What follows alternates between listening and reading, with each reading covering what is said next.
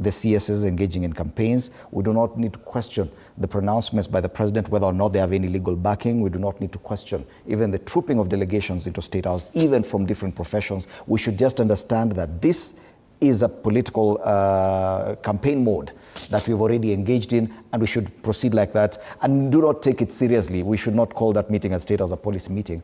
It was simply campaigns. Very quickly, I'm listening to you, Fred, and I'm thinking very quick things. Number one, the president may have had a lot of political experience since 1982, but he has never had governance experience.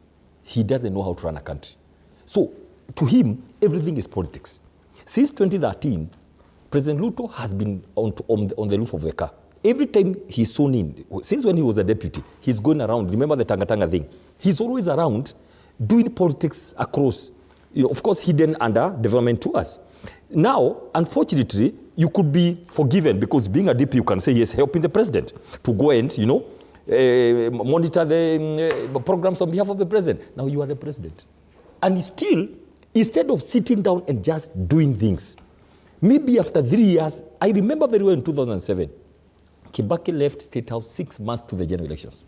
That's when he went for campaigns. And that is a mentor. That is a guy we are all looking up to. Now, this is, when I hear things like two-term, the respect I have for teachers, I feel so sad. Reduced to school children to go dancing. You know when you find children on the road and you have sweets, you can give sweets and then they say, 1 term, 2 term, But these are teachers. These are leaders of unions who we respect a lot, even in the villages.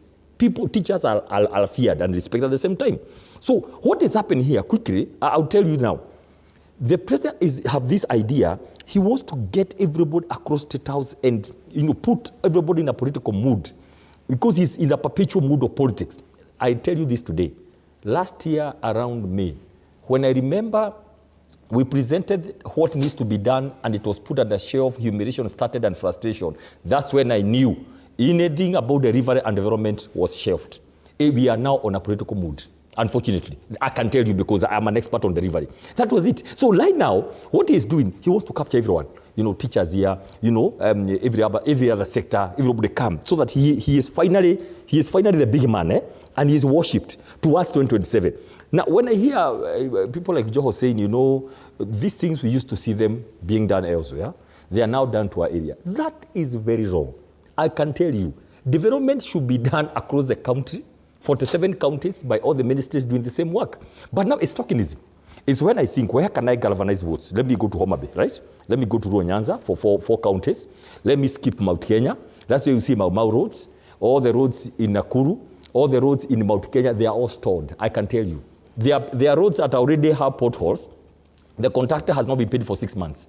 They are there, all of them. But you can see fresh projects like 10, 20 billion. 60 billion actually were removed from Mount Kenya all the way to Nyanza. Now, what do you call that? It's all politics, but I can tell you this. Kenyans are going to suffer. We have lost a very big opportunity. We lost a big opportunity that we could have gotten this country to move it forward. Why? We have allowed politicians to run the government. They have no idea about governance.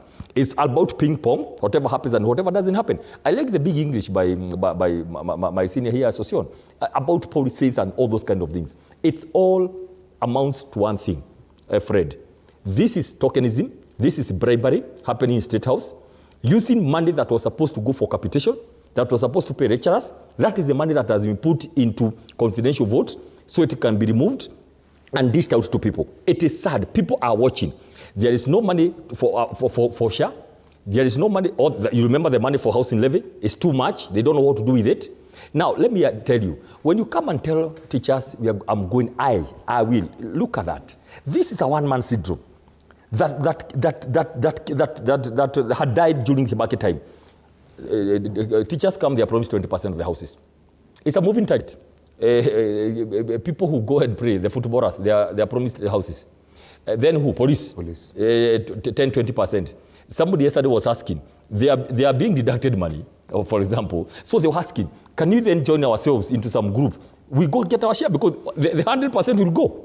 Every group will be given their share, then there will be no share. Right. It's a scam. Share is a scam. Housing levy is a scam. Things are being done by one person. Right. There's no consultation. Yeah. So that is a sad state of affairs in this country. 3 years later, but unfortunately, from where I sit, nothing is going to get better. And now we appear to have removed the clear line between policy and politics.